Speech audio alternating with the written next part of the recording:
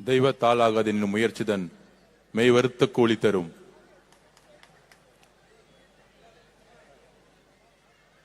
வேட்பாளராக இருந்து, தமிழகத்தின் முதலமைச்சர் வேட்பாளராக இருந்து, இன்றைக்கு நம்மெல்லாம் வாயில சொல்லிட்டே இருப்போம், அண்ணன் எப்ப முதலமைச்சர் ஆவார், அண்ணன் எப்ப முதலமைச்சர் ஆவான்னு. தமிழக மக்களுடைய ஒட்டுமொத்த ஆதரவுடன் இன்று உரிமையுடன் சொல்லுவோம், தமிழக முதலமைச்சர் எங்கள் அண்ணன், தமிழக முதலமைச்சர் எங்கள் தலைவர் திரு சி. ஜோசப் விஜய் அவர்கள். இத 6 மாசமா சொல்லும் போது ஒரு கூட்டம் நம்பல. நடிகர் அவருக்கு அரசியல் தெரியுமா? ஆனா ஒன்னே ஒன்னு சொன்னார் மதுரை மாநாட்டில், திரு மு க ஸ்டாலின் அவர்களே, பூத் கமிட்டி போட்டு நீங்க வீடு வீடா இப்பதான் போயிட்டு இருக்கீங்க, நான் வீடு வீடா போயிட்டு தான் கட்சியே ஆரம்பிச்சேன். அதை சொன்னது, நினைவாக்கியது நம்மளுடைய மக்களும் பெண்களும் இளைஞர்களும். ரொம்ப சந்தோஷமா இருக்கு. அண்ணன் முதலமைச்சரா இருந்து பக்கத்துல பார்க்கும்போது நம்மளுடைய பூக்கடை குமார் அண்ணன் அந்த திரு பிரபு அவர்களே, எனக்கு முன்னால் பேசிய பேச்சாளர்கள் திரு ராகுல் காந்தி அவர்களே, தோழர்களே, மாவட்ட பொறுப்பாளர்களே, பகுதி செயலாளர்களே, என்னுடைய வில்லிவாக்கத்தில் பயணத்தில் ஒவ்வொரு வீட்டு பெண்களும் இளைஞர்களும் என்ன உங்க பிள்ளையா நினைச்சு வீட்டை விட்டு வெளியே வந்து வரவேற்று, முன்னாள் முதலமைச்சர் மு க ஸ்டாலின் அவர்கள், அவருடைய துணைவியார், அவருடைய மருமகன், அவருடைய மகன், அவருடைய மகள், ஒட்டுமொத்த குடும்பமும் வில்லிவாக்கத்தில் எனக்கு எதிராக பிரச்சாரம் செய்த பொழுது, தமிழ்நாட்டின் ஒரே தொகுதியில் முதல்வர் குடும்பத்தால் குறிவைக்கப்பட்ட ஒரே நபர் ஆதவ் அர்ஜுனா. ஆனால் எங்களுடைய தலைவருடைய ஒரே நாள் பிரச்சாரம் ஒட்டுமொத்த கலைஞர் குடும்பத்தை மு க ஸ்டாலின் தூக்கி எறிந்தது. இதுதான் மக்கள் சக்தி. மக்கள் சக்தினா இதுதான். பெண்கள் சக்தி, இளைஞர் சக்தினா அதுதான். ஒட்டுமொத்த முதல்வர் குடும்பமும் எதிர்த்து நின்ன இந்த சாமானியனை பெண்களும் என்னுடைய குடும்பத்தில் இருக்கக்கூடிய தாய்மார்களும், மகனே உன்னை வெற்றி பெற வைப்பது என்னோட பணி, நீங்க பொறுப்படுத்ததுக்கு உங்களுக்கு கோடான கோடி நன்றி.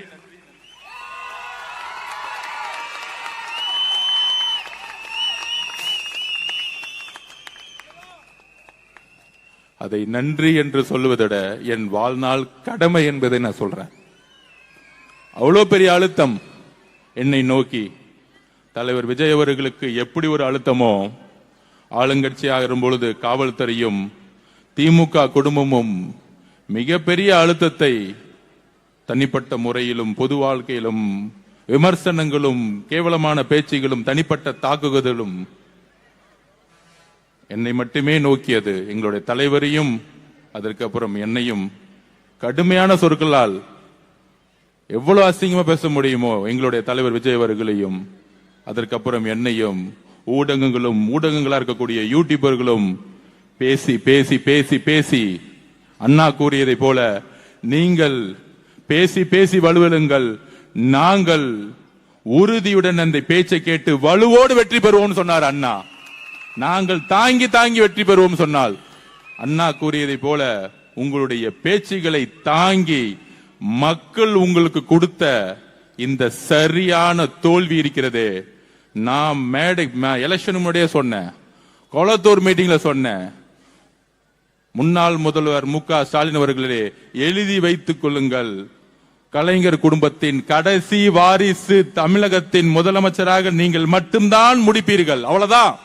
உங்களுடைய குடும்பம் இனி எந்த காலத்திலும் அதிகாரத்தை நோக்கி செல்ல முடியாது. ஏனென்றால் தமிழக மக்களுடைய ஆதரவு இல்ல, ஒட்டுமொத்த பெண்களுடைய ஆதரவுடன் ஒரு தலைவர் உதயமாகிவிட்டார்.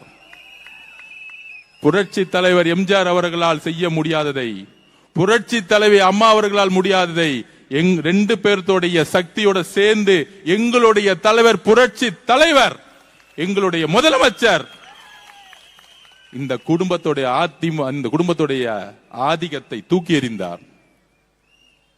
இது சாதாரண வெற்றி அல்ல. ஒவ்வொரு பெண்களும் கண்ணீர் விட்டு அழுது தமிழக வெற்றி கழகத்துடைய வெற்றி எதனால தெரியுமா கிடைச்சிச்சு?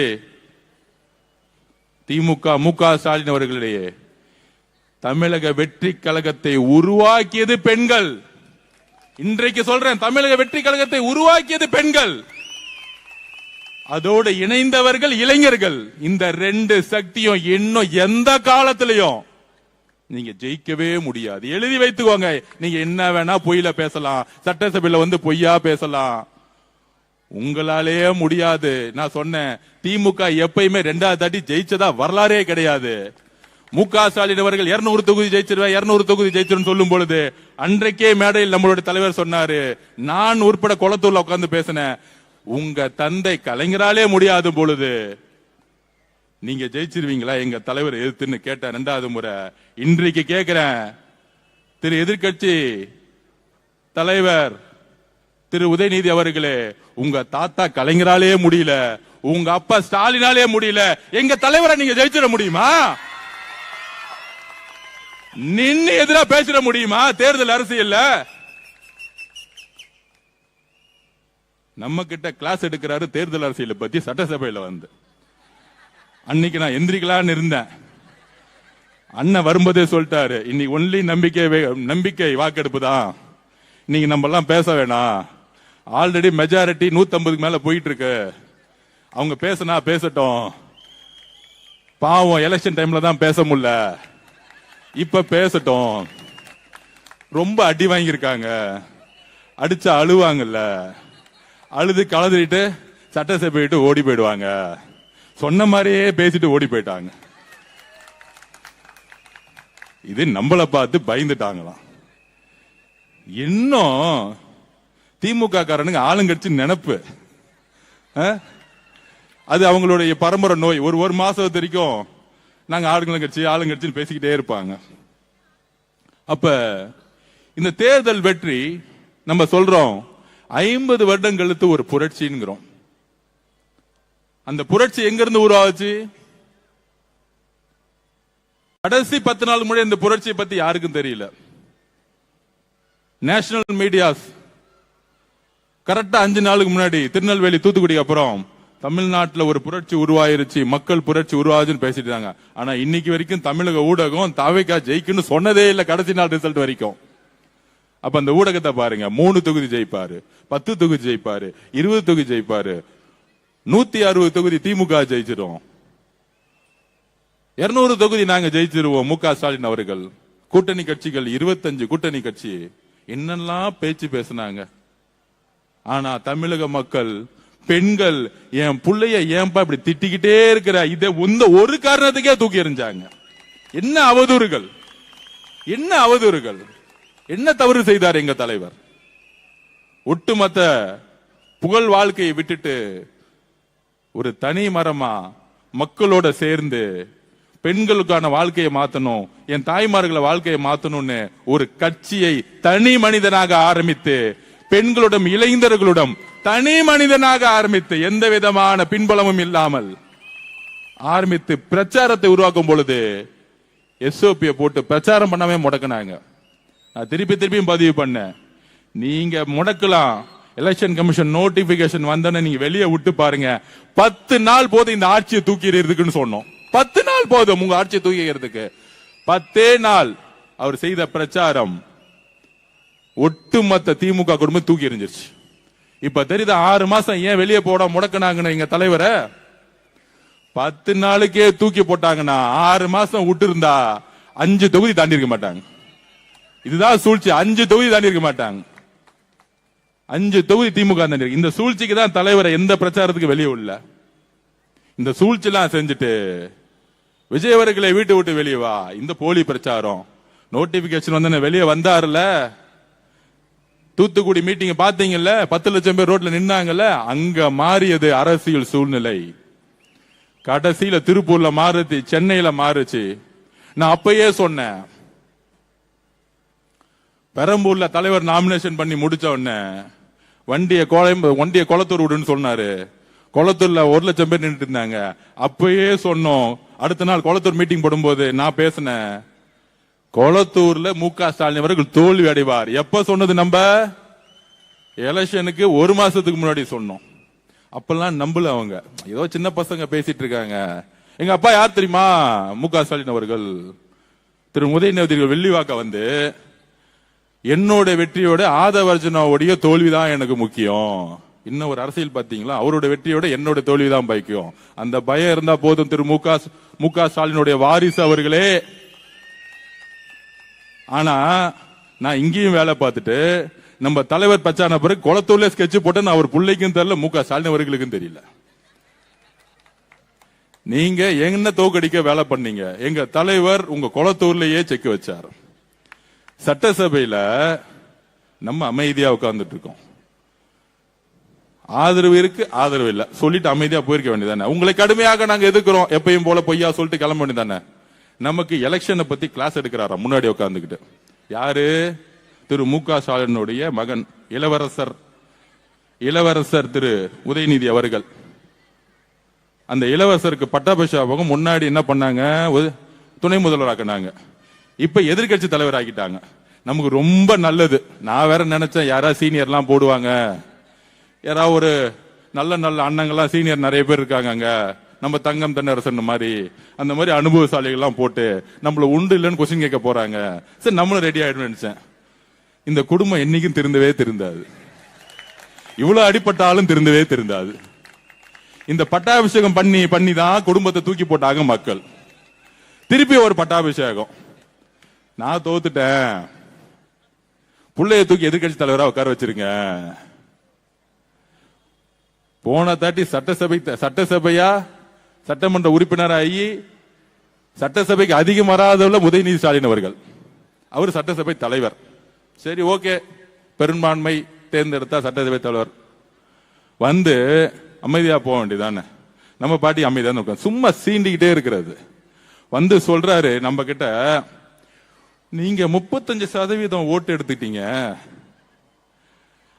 மக்கள் உங்களுக்கு எதிராக 65% இருக்கிறாங்க, இப்பயும் தெரிஞ்சுக்கோங்க நீங்க தேர்தல் அரசியல தோத்துருக்கீங்க. நம்ம இளவரசர் உதய அவர்களே, நீங்க இன்னும் 90% ஜெயிச்சுட்டாங்க, சட்டசபையில் உட்கார்ந்துட்டு இருக்கீங்க. கிளாஸ் எடுக்கிறதுக்கு ஒரு தகுதி வேணா? உங்க சொந்த அப்பா கொளத்தூர்ல தோத்துட்டு அங்க உட்கார்ந்துட்டு இருக்காரு. அப்பாக்கு ஆறுதல் கொடுக்காம அவர் பாவம் தோத்துட்டோமே, 50 வருஷம் அரசியல் வாழ்க்கை, 234 தொகுதியிலும் போய் வெற்றி பெறுவோம்னு போயிட்டு வந்தேனே, கடைசியில கொளத்தூர்ல தோத்துட்டேன்னு உங்க அப்பா உட்கார்ந்துட்டு இருக்கும் போது வீட்டுல போய் ஆறுதல் சொல்லாம சட்டசபையில் அப்படி நிமிர்ந்து நின்று பேசுறாராம், நமக்கு அட்வைஸ் பண்றாராம். 65% உங்களுக்கு ஓட்டே போடல. ஐயா 2006 உங்க தாத்தா கலைஞர் அவர்கள் இருக்காரு, கலைஞர் கருணாநிதி அவர்கள், உங்களுக்கு அவர் தானே எடுத்துக்காட்டு, முன்னுதாரணம். 26% வாங்கிட்டு முதலமைச்சர் ஆனாரே, அவரை நீங்க கேள்வி கேட்க முடியுமா? திரு உதயநிதி அவர்களே, எங்க தாத்தா 26% தான் வாங்கினாரு சொல்லுங்க. 74% எதிர்த்து நின்னாங்க மக்கள், அதனால அவர் தலைவரே கிடையாது. பேசுங்க. எங்க கலைஞர் எங்க தாத்தா வந்து எங்க முதலமைச்சர் வந்து தவறு பேசுங்க. உங்களுடைய தாத்தா திரு ஐயா கலைஞர் கருணாநிதி அவர்கள் 26% வாங்கி முதலமைச்சர் ஆகும் பொழுது உங்க கூட இருந்தவங்க 2006 கம்யூனிஸ்ட் கட்சிகள் 2 பேரும், கம்யூனிஸ்ட் கட்சியும் கம்யூனிஸ்ட் மார்க்சிஸ்ட் கட்சியும் காங்கிரஸ் கட்சியும் கூட இருந்துச்சு.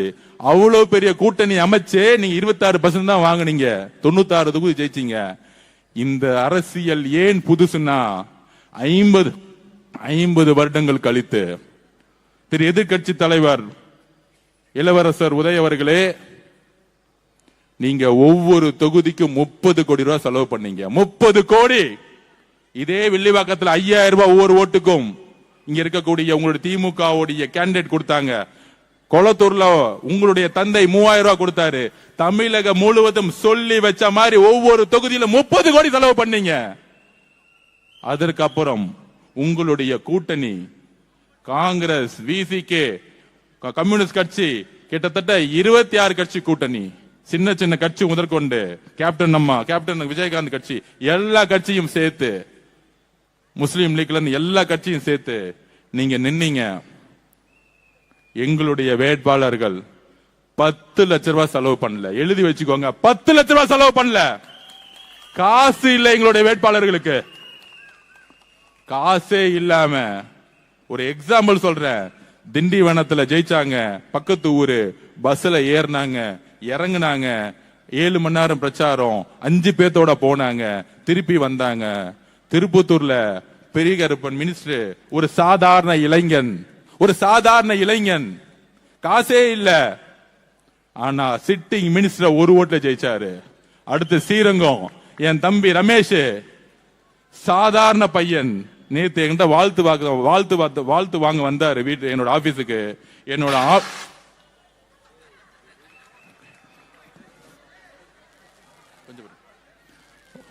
வாழ்த்து வாங்க வந்தாங்க. கொஞ்சம் டிஸ்டர்ப் பண்ணாதீங்க. யார் அது? வாழ்த்து வாங்க வந்தாங்க. அப்ப குடும்பத்தோடு வந்தாங்க, அவங்க அம்மா, அவங்க அக்கா. அப்ப வரும்பொழுது என்னுடைய தெருவிலேயே 3வது வீட்டுல, அது ஒரு பெரிய வீடு, ரமேஷ் அவர்களுடைய அம்மா சமையல் வேலை செஞ்சிட்டு இருக்காங்க. என்னுடைய வீட்டுல இருந்து 3வது வீட்டுல அந்த அம்மா சொல்றாங்க, தம்பி வாழ்த்து வாங்க வந்தேன், 8 மணிக்கு கிளம்பணும் நான் சமையல் வேலை பண்றதுக்கு. என் புள்ள எம்எல்ஏ ஆயிட்டான், ஆனா நான் சம்பாதிக்கணும்ல. என்ன ஒரு எளிமையான குடும்பத்தில் இருந்து எங்களுடைய தலைவர் வேட்பாளரை சூஸ் பண்ணி ஸ்ரீரங்கத்தில் நின்று திருச்சியிலேயே அதிகமான ஓட்டை வாங்கியது தமிழக வெற்றி கழகம். உங்களுடைய நேரு, உங்களுடைய வேலு எல்லாத்தையும் தண்ணி குடிக்க வச்சாங்க எங்களுடைய இளைஞர்கள். சாமானியன் 75 வருஷ கட்சி திமுக பொது தொகுதியில் ஒரு தலித் வேட்பாளரை நிறுத்தியது இல்லை. திரு உதயநிதி அவர்களே, இளவரசர் உதயநிதி அவர்களே, மகுடத்தை தூக்கி உங்க தலையில உங்க அப்பா வச்சுட்டாரு. இங்க சாமானியன் இருக்காரு பாருங்க, இளைஞர்கள் பதவியேற்கும் போது பாருங்க, ஒவ்வொருத்தரையும் டிவில ஒரு சாமானியன் ஒடுக்கப்பட்டவன், பிற்படுத்தப்பட்ட மக்கள் ஒவ்வொருத்தரும் கையில 1 லட்சம் ரூபாய் இல்லாதவங்க ஜெயிச்ச லிஸ்ட் எத்தனை தெரியுமா? 92 பேர். 92 பேர் கையில 1 லட்சம் ரூபாய் இல்ல, 1 லட்சம் ரூபாய் இல்ல கையில, சொல்லி வச்ச மாதிரி. இது புரட்சி இல்லையா? திமுக சமூக நீதினு சொல்றீங்களே, எங்கேயாச்சும் தலித் சகோதரர்களை பொது இடத்துல நின்னு தைரியமா ஜெயிக்க வச்சிருக்கீங்களா?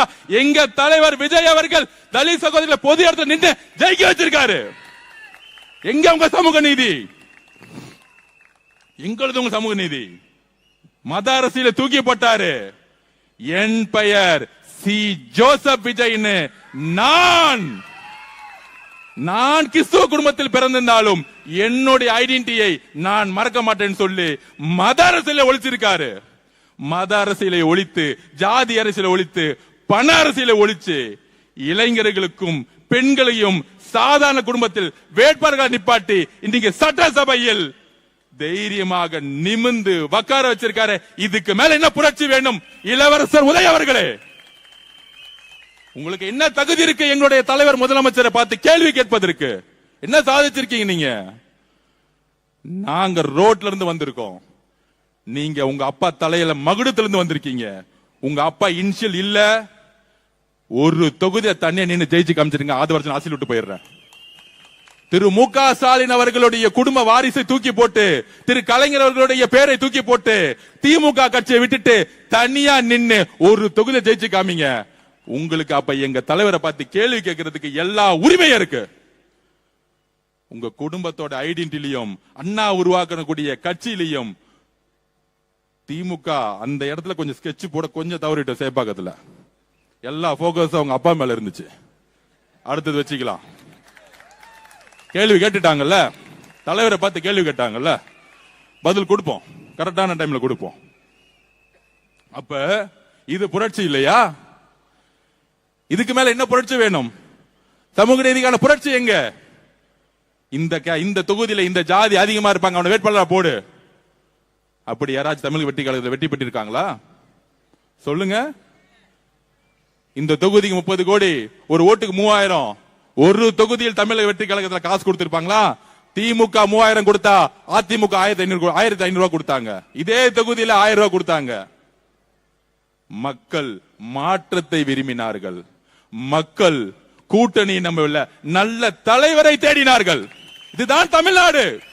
நான் எப்பயுமே சொன்னேன், தமிழ்நாட்டு மக்கள், தமிழ்நாட்டு அரசியல் இயற்கையும் நேரமும் சேர்ந்து ஒரு தலைவரை உருவாக்கும். அன்று அண்ணாவை உருவாக்கியது தமிழக மக்கள். யாரு ஒரு தலைமையை கடினமா அழுத்தம் கொடுத்தாங்களோ அன்னைக்கு இருந்த ஆட்சியாளர்கள் அண்ணாவை கையில எடுத்தாங்க. ஒரு ஸ்ட்ராங்கான ஒரு லீடரா உருவாக்குனாங்க. அண்ணாவுக்கு அப்புறம் பிரச்சனை வரும் பொழுது எம்ஜிஆரை மக்கள் கையில எடுத்தாங்க.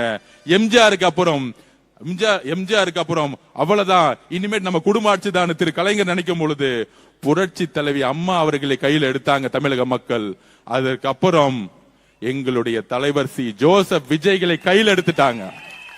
நீங்க எழுதி வச்சுக்கோங்க, குறைந்தபட்சம் இன்னும் 4 தேர்தல தண்ணி மட்டும் தான் நீங்க குடிச்சிட்டு இருப்பீங்க. எழுதி வச்சுக்கோங்க, முடியவே முடியாது. என்ன வேணா நீங்க பழி சொல்லு பண்ணுங்க. ஆட்சியை வச்சுக்கிட்டு 10 மாசம் எவ்வளவோ பழி சொல்லி பண்ணிட்டீங்க.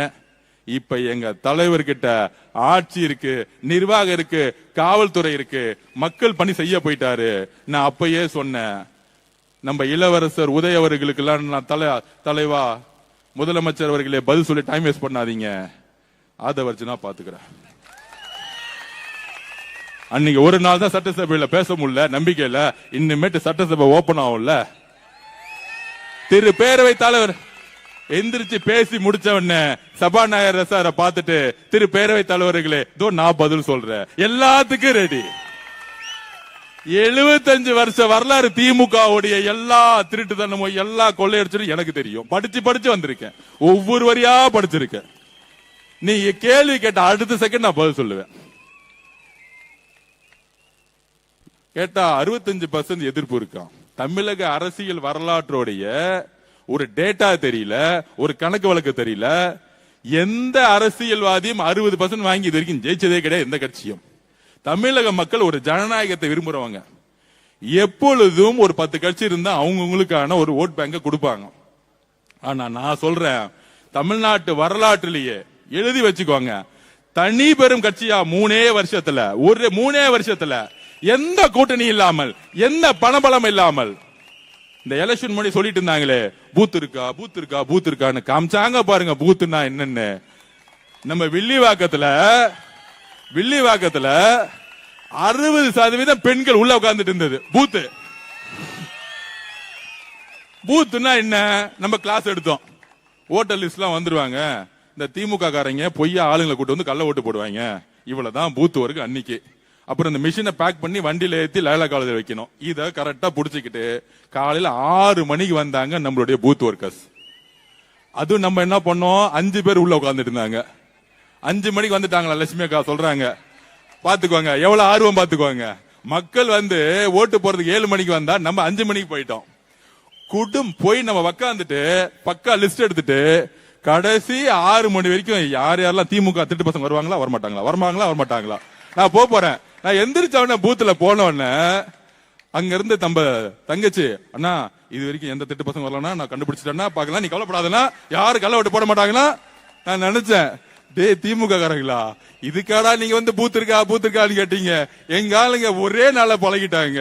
இது குடும்பம்பா, இந்த பூத்து இதெல்லாம் தெரியாது. 5 குடும்பம் சேர்ந்தா ஒரு பூத்து, அவ்வளவுதானே. சேர்ந்துட்டாங்க, எலெக்ஷன் முடிஞ்சு திருப்பி வேலைக்கு போயிட்டாங்க. உங்களை மாதிரி கவுன்சிலர் இருந்துட்டு 15 வீடு வாங்குறது, இதை யாரா இங்க வாசிக்கு எங்கப்பா காண போயிட்டாருமே அவரு ஓடுமா. ஓகே, அப்ப பூத்துனா என்னன்னு காமிச்சுமா. 75,000 பூத்துலயும் தமிழக வெற்றி கழகம் நைட்டு 10 மணி வரைக்கும் உட்கார்ந்து இருந்தாங்க. எப்ப 10 மணி வரைக்கும்.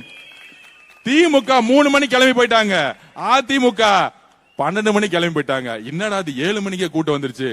அப்படியே பாக்குறாங்க உழல்மொழி. எல்லாரும் சிரிச்ச முகத்தோட வேட்பாளர் நான் போனா போதும், தம்பி நீங்க தான் எனக்கு நான் கேன்வாஸ் பண்ண வந்த மாதிரி ஆயிடுச்சு. ஒவ்வொரு பூத்துக்கு போகும்போது அக்கா செல்ஃபி உடனே ஓடி வராங்க செல்ஃபி எடுக்க. அக்கா பூத்துக்கா இங்க செல்ஃபி எல்லாம் எடுக்க கூடாதுக்கா, நான் வேட்பாளர். இல்ல தம்பி அவங்க விடுங்க. உடனே திமுகங்க அவங்க செல்ஃபி எடுக்கிறாங்க பாத்தீங்களா, என் மேல கம்ப்ளைண்ட். பொதுமக்கள் வந்து என்னப்பா பண்றது, இப்படி ஒரு பிரச்சனை வில்லிவாக்கத்துல. அந்த மாதிரி 7 மணிக்கு குடும்பமா வந்து அண்ணன் சொன்னார் அன்னைக்கு, திருவிழா மாதிரி இருக்கணும் நீங்க வந்து ஓட்டு போற அன்னைக்குன்னு. எப்படி திருச்செந்தூர் வேளாங்கண்ணிலையும் போய் குடும்பமா போவாங்களே, 7 மணிக்கெல்லாம் வந்து ஓட்டு போட்டு 4 மணிக்கு முடிச்சுட்டாங்க எல்லாத்தையும். நான் பாக்குற ஒவ்வொரு பூத்திலையும் 94% கள்ள ஓட்டு போறதுக்கு வாய்ப்பே கொடுக்கல. ஆளே இல்ல, பக்கா லிஸ்ட் இருக்கு. நம்ம தங்கச்சி சொல்றாங்க, அண்ணன் 92% முடிஞ்சிச்சு, 8% இவ்வளவுதான் ஓட்டு இருக்கு, இவங்க யாரும் வர்ற மாதிரி தெரியல, நாங்க ரொம்ப ரெடியா இருக்கிறோம், 6 மணி கேட்ட மூட சொல்லிடுங்க. நமக்கு கிளாஸ் எடுக்கிறாங்க நம்ம தங்கச்சிங்க. அப்படி திமுக பூத்துக்கு தண்ணி குடிக்க வச்சது நம்மளுடைய மகளிர் சகோதரிகள். அப்புறம் நம்ம இளைஞர்கள் இருக்காங்களே, நான் போனா போதும் பின்னாடி 500 பேர் வராங்க. டேய் தம்பிங்களா, வேணாண்டா, நான் தப்பு பண்றமே நினைச்சுக்க போறாங்க, கலவரம் பண்ற மாதிரின்னு. திமுக கார 5 பேர் தான் வந்தாங்க, அவன் போய் பயந்து போயிட்டான் அவன் பாட்டிக்கு. அப்ப எந்த அளவுக்கு இளைஞர்கள் சக்தி இந்த தேர்தலில் இறங்கி வேலை பார்த்து கடைசியில் அவன் கொடுத்த 3000 ரூபாய் எதுக்கு யூஸ் ஆச்சுன்னா, இன்னும் ஆய்வு பண்ணல. இன்னைக்கு தான் மு க ஸ்டாலின் சொல்லியிருக்காரு, நம்மளுடைய தோல்விக்கு காரணம் என்ன என்பதை நாம் ஆய்வு செய்ய வேண்டும். ஐயா மு க ஸ்டாலின் அவர்களே, அதுக்கான காரணம் நான் இன்னைக்கு சொல்றேன், அதுக்கு காரணமே நீங்க தான். இதுக்கு என்ன ஆய்வு செய்யணும்? இந்த தோல்விக்கு முக்கியமான காரணமே திரு மு க ஸ்டாலினுடைய நிர்வாகத்தோடைய தோல்வி. அன்பு சகோதரன் முன்னாடி சொல்லிட்டு இருந்தேன். இப்ப மாண்புமிகு அமைச்சர் ராஜ்மோகன் அவர்களே, ஒரு எளிய குடும்பத்தில் பிறந்தவரை அமைச்சராக்கிய பெருமை எங்களுடைய தலைவருக்கு சாரும். இதுக்கு மேல என்ன புரட்சி வேணும்? இதுக்கு மேல என்ன புரட்சி வரணும்? நீங்க யார எம்எல்ஏ ஆக்கிறீங்க? சட்டசபையில 50 வருஷமா உங்க கூடத்துல உங்க மகன், அதுக்கப்புறம் அமைச்சர்களுடைய மகன், இவங்க தானே உட்கார்ந்துட்டு இருக்காங்க. இங்க பாருங்க, சட்டசபையில ஒடுக்கப்பட்ட ஏழை மக்கள் இருந்து சட்டசபையில உட்கார்ந்துட்டு இருக்காங்க. அதற்கான புரட்சி செய்தது எங்களுடைய தலைவர். இதுக்கு மேல என்ன பெரிய புரட்சி வேணும்? அப்ப திமுக போட்டு விவாதம் பண்ணிட்டு இருக்காங்க. இந்த புரட்சிக்கு காரணம் என்ன? இந்த தோல்விக்கு காரணம் என்ன? இந்த புரட்சிக்கும் தோல்விக்கும் காரணம் 2 பேர் தான். ஒன்னு ஐயா திரு மு க ஸ்டாலின் அவர்கள், இன்னொரு அவருடைய மகன் இளவரசர் உதய அவர்கள். அவ்வளவுதான். இதுக்கு மேல ரொம்ப ரிசர்ச் பண்ணாதீங்க. பாவம் திமுக அழுதுருவாங்க, புலம்புறாங்க. மு க ஸ்டாலின் கலைஞர் ஐயா ஐயோ கலைஞர் ஐயா நீங்க ஏன் செத்து போனீங்க? இவங்க 2 பேர்த்துல விட்டுட்டு கட்சியை முடிச்சுட்டாங்க. இதுல சொல்றாரு திரு மு க ஸ்டாலின் அவர்களும் இளவரசர் உதய அவர்களும், தாவேகா கழகம் குதிரை பேர அரசியல் செய்கிறது. தலைவர் சிம்பிளா முடிச்சது, இது குதிரை பேர அரசியல் இல்ல, இது குதிரை வேக அரசு. அது அவர் சிம்பிளா பேசி முடிச்சிட்டார். அண்ணா ரொம்ப நல்லவர், அதோட முடிச்சிட்டார். ஆனா நம்ம அப்படி இருக்க முடியாதுல்ல, பதில் சொல்லணும்ல. குதிரை பேர அரசியல் யார் நடத்தினது? நான் சொல்லிடுறேன். எல்லாம் ட்ரை பண்ணி பார்த்தாங்க, ரிசல்ட் வந்துருச்சு. நம்ம 108ஓட நிக்கிறோம். சுமார் ஒரு 20 தொகுதியில 500 ஓட்டு 300 ஓட்டுல தோத்து இருக்கோம். அது எப்படின்னு நம்ம அதுக்கப்புறம் விசாரிச்சுக்கலாம், விட்டுருங்க. தோத்த பிறகு என்ன செஞ்சிருக்காங்க? நம்ம தலைவர் வரவே கூடாதுன்னு பெரும்பான்மை இருந்தாலே பதவி ஏற்றலாம் கவர்னர் அவர்கள். ஆனா கவர்னர் அவர்கள் கூப்பிட்டு, நீங்க பெரும்பான்மையை காமிங்க, சிங்கிள் லார்ஜஸ்ட் பார்ட்டி, அவங்களை கூப்பிட்டு பதவி ஏற்றலாம். ஆனா கவர்னர் அவர்கள் ஒரு கான்ஸ்டிடியூஷனுக்கு எதிராக 118 காமிங்க, கோர்ட்டுக்கு போனா 1 மாசம் ஆயிடும், வேண்டாம் நம்ம பெரும்பான்மை காமிச்சிரும்னு எடுத்த உடனே முதல்ல வந்தது தலைவர் ராகுல் காந்தி அவர்கள். தமிழ்நாட்டுடைய சூழ்நிலையை புரிந்து தமிழக வெற்றி கழகம் தலை வணங்குகிறது திரு ராகுல் காந்தி அவர்களை. எடுத்தவன விஜய் அவர்கள் முதலமைச்சர் ஆகணும், அதுக்கு என்ன வேணா செய்யுங்க, சப்போர்ட் அப்படின்னு டெல்லியில இருந்து ஒரே குரல் முடிச்சுட்டாரு அவர். வந்த அடுத்த நாள் காங்கிரஸ் இருந்து நம்ம அண்ணன் செல்வம் திமுக இருந்தாரு, எங்க தலைவர் சொல்றதா ஸ்டாண்ட். அரசியல் சூழ்நிலை அன்னைக்கே மாறிடுச்சு, எலெக்ஷன் முடிஞ்சவனே மாறிடுச்சு. செல்வப்பந்தன் அண்ணன் வாய்ப்பு கொடுத்துட்டு ஒரு எல்லோரும் சகோதரத்துவம் ஆனோம். அன்னைக்குதான் உண்மையான அரசியல் சந்தோஷப்பட்டேன். அது முடிஞ்ச உடனே கம்யூனிஸ்ட் தோழர்கள் வந்தாங்க, அது முடிஞ்ச உடனே அண்ணன் திருமானன் வந்தாரு. ஒவ்வொருத்தரும் தலைவர் முதலமைச்சர் ஆக்கினாங்க. இது மட்டும்தானே உங்களுக்கு தெரியும். ஆனா திமுகவுடைய குதிரை பேர் அரசியல் இன்னும் நான் உண்மையை சொல்லவா? சொல்றேன் யாரு குதிரை பேர் அரசியல் பண்ணதுன்னு. நம்ம தலைவர் முதலமைச்சர் ஆகக்கூடாதுன்னு திமுக தலைவர்களும், அதுல குறிப்பா நம்ம இளவரசர் உதயநிதி அவர்களும் ஒரு பெரிய அரசியல் பண்றாங்களா. என்ன அரசியல்னா, ஃபர்ஸ்ட் மு க ஸ்டாலின் இதுக்குள்ள வரல, உண்மையை சொல்லிடுறேன் நான். அவரு தோல்வியுற்று அமைதியா தான் இருந்தார். ஆனால் திரு இளவரசர் உதயநிதி அவர்கள் இருக்காரு, என்ன ஆனாலும் விஜய் அவர்கள் முதலமைச்சராக வரக்கூடாது. என்ன ஆனாலும் பரவாயில்ல, என்ன வேணாலும் பண்ணிக்கோங்க, அவ்வளவு வெறி. ஆனா முடிஞ்சிச்சுல்ல, கடைசி வாரிசா முடிச்சுட்டார்ல, ஏதாச்சும் பண்ணலாம். யாருக்கிட்ட பேச்சுவார்த்தை பண்ணது? திரு இபிஎஸ் அவர்கள் பழனிசாமி அவர்களோட திரு உதயநிதி அவர்கள் பேச்சுவார்த்தை பண்றாரு. திரு உதயநிதி அவர்களும் திரு சபரிஸ் அவர்களும் சேர்ந்து ஆட்சியை முடிச்சுட்டாங்க. அடுத்த திமுக கட்சியை முடிக்கிறதுக்கு வேலை பண்ணிட்டு இருக்காங்க. இப்படிதான் தலைவர் விஜய் அவர்கள் ஏத்து நின்று ஆட்சி போச்சு. இப்ப திருப்பியும் இவர் முதலமைச்சர் உட்கார வைக்க கூடாதுன்னு இபிஎஸ் ஐயா கிட்ட பேசினா என்ன ஆகும்? எங்கேயாச்சும் அண்ணா உருவாக்கிய கட்சி, சமூக நீதி பேசிய கட்சி, மதசார்புன்னு சொல்லக்கூடிய கட்சி, தேர்தலுக்கு முன்பு திரு மு க ஸ்டாலின் அவர்கள், ஏன் திரு உதயநிதி அவர்கள் திரு எடப்பாடி பழனிசாமி பார்த்து என்னெல்லாம் கேள்வி கேட்டாங்க? பிஜேபியை தமிழகத்தில் ஆட்சி கட்டில ஏற துடிக்க வைக்கிறது திரு இபிஎஸ் பழனிசாமி அவர்கள். அதிமுக தான் இவங்களுக்கு ஓட்டு போட்டா பிஜேபி ஆட்சிக்கு வந்துச்சு. இது அண்ணா திராவிட முன்னேற்ற கழகம் கிடையாது, இது அமித்ஷா முன்னேற்ற கழகம். இப்படி பிரச்சாரம் செஞ்சது யாரு? திரு மு க ஸ்டாலின் அவர்கள். இன்னொருத்தர் யாரு? இளவரசர் உதய அவர்கள். இன்னையில இருந்து அவர் இளவரசர்னு வச்சிருவோம். இளவரசர், அந்த இளவரசர் உதய அவர்களுக்கு ஏன்னா பட்டாபிஷேகம் பண்ணி தானே உட்கார வச்சிருக்காங்க. மன்னராட்சி இன்னும் ஒளியில கொஞ்சம் பிசுறு இருக்கு, பாத்துக்கலாம். அப்ப பட்டாபிஷோட உட்கார்ந்துட்டு இருக்க இளவரசர் ஒரு அரசியல் ஞானி மாதிரி கலைஞர் உருவாக்கிய, கடினப்பட்டு உருவாக்கிய அந்த கட்சியை அதிமுகவோட சேர்ந்து வெளியிலிருந்து ஆதரவு கொடுப்பாங்களாம். திரு இபிஎஸ் பழனிசாமி முதல்வர் ஆயிடுவாராம். என்ன சூழ்ச்சி பாத்தீங்களா? இந்த சூழ்ச்சி நமக்கு தெரிஞ்சிருச்சு, வந்துருச்சு. ஒரு நேரத்தில் 8ஆம் தேதி மத்தியானம் தகவல் வருது, 7ஆம் தேதி நைட்டு தகவல் வருது, இபிஎஸ் அவர்கள் ஞாயிற்றுக்கிழமை பதவியேற்க போறாரு, எல்லாம் முடிஞ்சிருச்சு அப்படின்னு. ஆனா கம்யூனிஸ்ட் தோழர்களும் விசிக தோழர்களும் சப்போர்ட் பண்ணல. முக்கியமாக கம்யூனிஸ்ட் தோழர்கள் சுத்தமா சப்போர்ட் பண்ணல. அதுல உண்மையா சொல்லவா, மார்க்சிஸ்ட் கம்யூனிஸ்ட் கட்சியுடைய தேசிய தலைவர் திரு பேபி அவர்கள் கேரளால இருப்பார். அவர் பேட்டி கொடுத்தது நீங்க பார்த்திருப்பீங்களான்னு தெரியாது. அவர் பேட்டி கொடுத்தாரு. மதசார்பற்ற கொள்கையில் உறுதியா இருக்கக்கூடியவர் பேபி அவர்கள், மார்க்சிஸ்ட் கட்சியுடைய தலைவர். அவர் சொன்னாரு, நாங்கள் ஏன் விஜய் அவர்களுக்கு ஆதரவு கொடுப்போம் என்றால் நம்ம ஒன்று காரியம், பிரசிடென்ட் ரூல், கவர்னர் ரூல் வந்துடக்கூடாது, அரசியல் அமைப்பை பாதுகாக்கணும். காங்கிரஸ் மதசார்பற்ற கூட்டணி இங்க இருக்கு, தமிழகத்தில் ஒரு கவர்னர் ஆட்சி வந்துடக்கூடாது, இட்ஸ் a people mandate சொன்னார். அதாவது மக்கள் தேர்ந்தெடுத்தது தலைவர் விஜய் அவர்களை. அவர் சொன்ன வார்த்தை 12 தொகுதியில அவ்வளவுதானே, நாங்க பாத்துக்கிறோம். திரு பேபி அவர்கள் கேரளால இருந்து குரல் கொடுக்கும்போது என்ன சொன்னாரு? நாங்கள் சப்போர்ட் பண்ணலனா திமுகவும் அதிமுகவும் சேர்ந்து பிஜேபியோட ஆட்சியை உருவாக்கும்.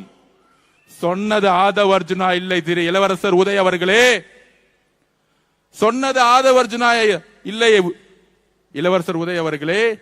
கம்யூனிஸ்ட் கொள்கையின் தலைவர், மார்க்சிஸ்ட் கட்சியினுடைய தலைவர் திரு பேபி அவர்கள். உண்மை வந்துருச்சா வெளியே? என்ன ஒரு துரோக அரசியல் திமுக உண்மை வந்துருச்சா? யாரு குதிரை பேரை நடத்தினது? அந்த குதிரை பேரை நடத்தினது யார் சொல்லுவா? லிஸ்ட் நான் சொல்றேன். பாஷ்யம் கம்பெனியுடைய ஓனர் புரோக்கர் வேலையை பார்த்தாப்ல. அடுத்தது ஓப்பனா சொல்லிடணும்ல, யார் யாரெல்லாம் தலைவருக்கு எதிராக சூழ்ச்சி செஞ்சாங்கன்னு. பாஷ்யம் கம்பெனியுடைய ஓனர் ரியல் எஸ்டேட் வேலையை பார்க்காம ஆட்சி மாற்றத்துக்கு இங்க உட்கார்ந்துக்கிட்டு கவர்னரோட சேர்ந்து உட்கார்ந்துட்டு சேர்ந்தது ஒரு கம்பெனியோட நிறுவனர். அதோட சேர்ந்து திரு உதயநிதி அவர்கள், அதோட சேர்ந்து திரு இபிஎஸ் பழனிசாமி, முன்னாள் முதலமைச்சர் பழனிசாமி மகன் திரு மிதுன் அவர்கள்.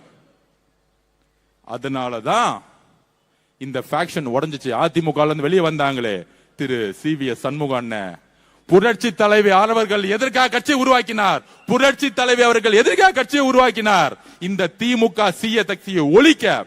ஆனா அப்படி உருவாக்கின கட்சிய திரு இபிஎஸ் ஐயா அவர்கள் திமுக ஸ்டாலினோட சேர்ந்துட்டு ஒரே ஒரு காரணம், தலைவர் விஜய் அவர்கள் முதலமைச்சரா வரக்கூடாது. எந்த கொள்கையும் கிடையாது, குறிக்கோளும் கிடையாது, கேட்ட மதசார்பற்ற கொள்கையா? இது சொன்னது திரு பேபி அவர்கள், மார்க்சிஸ்ட் கம்யூனிஸ்டோட தலைவர். நாங்கள் ஆதரவு கொடுக்கவில்லை என்றால் திமுகவும் அதிமுகவும் பிஜேபியும் சேர்ந்து இங்கு ஒரு ஆட்சியை உருவாக்கும், அதற்கு நாங்கள் கடுமையாக எதிர்த்து நிற்போம். சொன்னது திரு பேபி அவர்கள், சொன்னது காங்கிரஸ், சொன்னது விசிகே, சொன்னது IUML.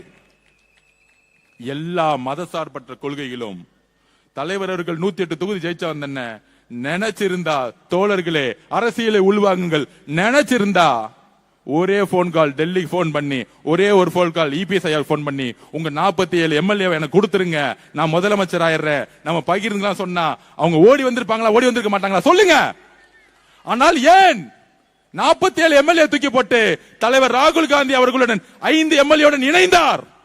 எங்களுடைய தலைவர் 108ல இருந்து 5 போச்சுன்னா 113 தானே. 47 முக்கியமா 105 முக்கியமா அப்படின்னு எங்களுடைய தலைவர் யோசிச்சிருந்தா, வெறும் பதவி அரசியல் பண அரசியலை நோக்கி இருந்தா, EPS மாதிரியோ இல்ல உங்க தந்தை MK ஸ்டாலின் உதயநிதி மாதிரியே சிந்தித்திருந்தா 47 பேரை நோக்கி போயிருப்பாங்க. ஆனால் எங்களுடைய தலைவர் விஜய் அவர்கள் யோசித்து மதசார்பற்ற கொள்கையில் சமூக நீதி கொள்கையில் நான் உறுதியாக இருந்து இஸ்லாமிய சகோதரர்களும் கிறிஸ்தவ சகோதரர்களும் என்னை தேர்ந்தெடுத்தார்கள். நான் கொள்கையில் இருந்து விலக மாட்டேன். அந்த உறுதியான கொள்கையில் ஒரு கால் கொடுத்தாரு திரு ராகுல் காந்தி அவர்களுக்கு.